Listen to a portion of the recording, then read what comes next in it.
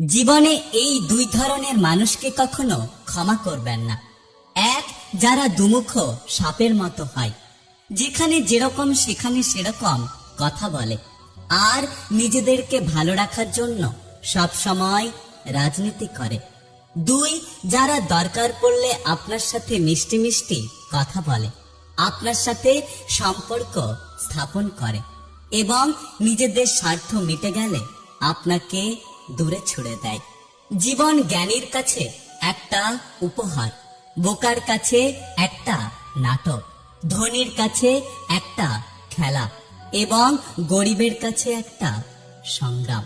হার মেনে নেওয়ার নাম জীবন নয়, বাস্তবতার সাথে লড়াই করে বেঁচে থাকার নামই হলো জীবন। যখন কোনো মানুষের খারাপ সময় যায়, তখন কেউ তার হাত ধরে না, বরং সবাই তার ভুল ধরে।